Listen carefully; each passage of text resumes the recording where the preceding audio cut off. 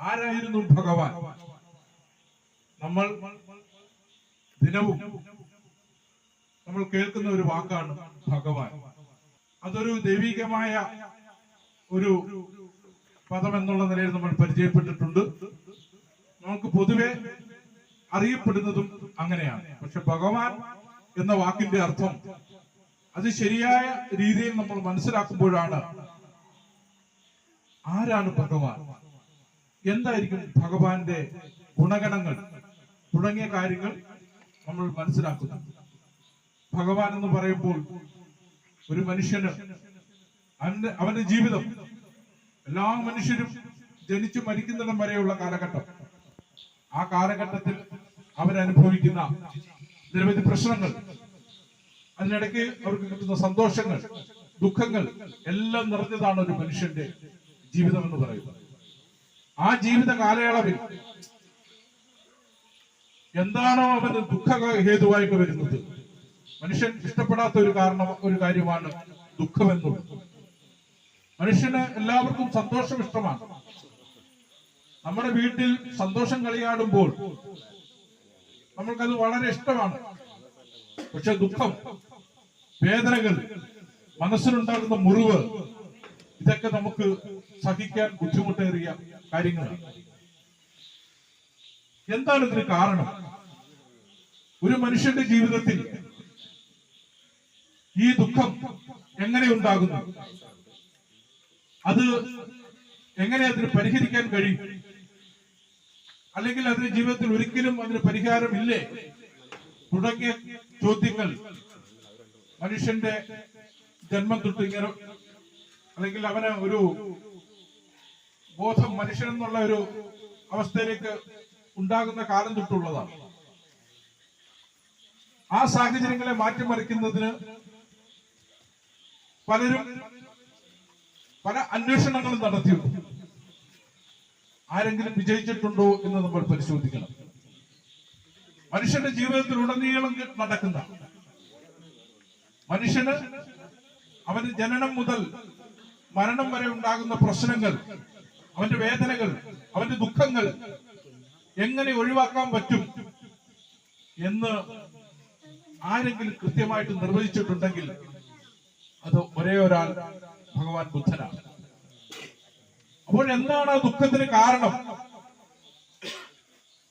നമുക്കറിയാം, ബുദ്ധന്റെ, സിദ്ധാർത്ഥന്റെ ആ ജീവിത കാലഘട്ടം നമ്മൾ പരിശോധിക്കുമ്പോൾ നമ്മൾക്ക് കൃത്യമായിട്ട് മനസ്സിലാക്കുവാൻ കഴിയും സിദ്ധാർത്ഥൻ എന്തിനു വേണ്ടിയാണ് യാത്ര തിരിച്ചത്. സിദ്ധാർത്ഥൻ എന്താണ് അന്വേഷിച്ച് നടന്നത്?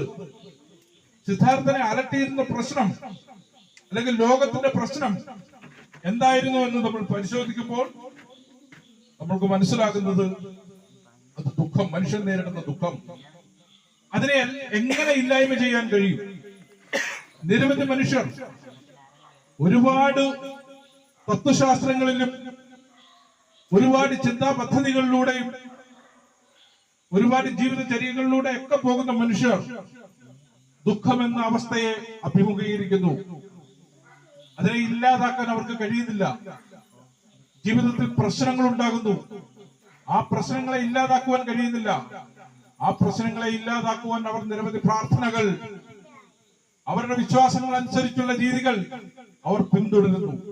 പക്ഷേ അത് താൽക്കാലികം മാത്രമായി. അടുത്ത ദിവസം വീണ്ടും അവനെ ദുഃഖം പിടിമുറുക്കുകയും അവൻ ആ ദുഃഖം പേറിക്കൊണ്ട് വീണ്ടും വീണ്ടും മലയുന്ന ഒരു സാഹചര്യം മനുഷ്യൻ അഭിമുഖീകരിക്കുന്നു. ഇതായിരുന്നു ഭഗവാൻ ബുദ്ധനെ അലട്ടിക്കൊണ്ടിരിക്കുന്നത്. ഇതിനുള്ള ശാശ്വതമായ ഒരു പരിഹാരം. ആ പരിഹാരമാണ് എങ്ങനെ നമുക്ക് കണ്ടെത്തുവാൻ കഴിയും. അത് ഭഗവാൻ ബുദ്ധൻ അന്വേഷിച്ചു. അതിന്റെ ഉത്തരം ഭഗവാൻ ബുദ്ധൻ കണ്ടെത്തി. അതിനു മുമ്പോ അതിനുശേഷമോ ഇതിന്റെ ഉത്തരം പുതിയതായിട്ട് ആർക്കും കണ്ടെത്തുവാൻ കഴിഞ്ഞിട്ടില്ല. ഭഗവാൻ ബുദ്ധനാണ് ആദ്യമായി മനുഷ്യന്റെ ദുഃഖങ്ങൾ അതിനെ ഇല്ലായ്മ ചെയ്യുവാൻ കഴിയും. മനുഷ്യന്റെ ജീവിതത്തിലുടനീളം അവന് ദുഃഖങ്ങളുണ്ട്, അവന് പ്രശ്നങ്ങളുണ്ട്, അവന് വേദനകളുണ്ട് എന്ന് ഭഗവാൻ ബുദ്ധൻ മനസ്സിലാക്കി. ആ വേദനകളും ദുഃഖങ്ങളും ഉണ്ടെന്നും അതിനെ ഇല്ലായ്മ ചെയ്യാൻ കഴിയുമെന്നും അതിനൊരു കാരണമുണ്ടെന്നും അതിനൊരു മാർഗമുണ്ടെന്നും കണ്ടെത്തിയ ഒരേ ഒരാളാണ് ഭഗവാൻ ബുദ്ധൻ. അതുകൊണ്ടാണ് ഭഗവാൻ ബുദ്ധനെ ഇന്ന് ലോകമെമ്പാടും, ലോകത്തിന്റെ ഏത് കോണുകളിൽ പോയാലും ഇന്ന് ബുദ്ധപൂർണിമ ആഘോഷിച്ചുകൊണ്ടിരിക്കുകയാണ്. നമുക്കറിയാം, നമ്മുടെ ഭരണാധികാരികൾ പോലും ഈ രാജ്യം വിട്ട് ലോകത്തിന്റെ വിവിധ കോണുകളിലേക്ക് സഞ്ചരിക്കുമ്പോൾ, UN പോലുള്ള ഐക്യരാഷ്ട്ര സഭകളിൽ അവർ സന്ദർശിക്കുമ്പോൾ അവരെപ്പോഴും ഓർമ്മപ്പെടുത്തുന്നത് ഭഗവാൻ ബുദ്ധനെയാണ്. ഭഗവാൻ ബുദ്ധനെയാണ്. അവർ പറയുന്നു, നമുക്കറിയാം, നമ്മുടെ പ്രധാനമന്ത്രി പോലും ലോകത്തിനോട് പറഞ്ഞത്, ഇന്ത്യ എന്ന രാജ്യം, ഭാരതം ലോകത്തിന് സംഭാവന ചെയ്തത് ബുദ്ധനെയാണ്, യുദ്ധത്തെ അല്ല എന്ന് പറയുന്ന ഒരു സാഹചര്യം പോലും ഉണ്ടായി. അത്രമാത്രം ബുദ്ധന് പ്രസക്തിയുണ്ട് ഇന്നത്തെ കാലഘട്ടത്തിലും അന്നത്തെ കാലഘട്ടത്തിലും ഇനി വരുന്ന കാലഘട്ടത്തിലും. കാരണം മനുഷ്യൻ ജീവിക്കുന്ന എത്ര നാളുകളുണ്ടോ അത്രയും നാളുകൾ മനുഷ്യൻ ഈ പ്രശ്നങ്ങളെ അഭിമുഖീകരിക്കേണ്ടി വരും. അപ്പോൾ ഭഗവാൻ ബുദ്ധൻ ഇതെന്താണ് കാരണം?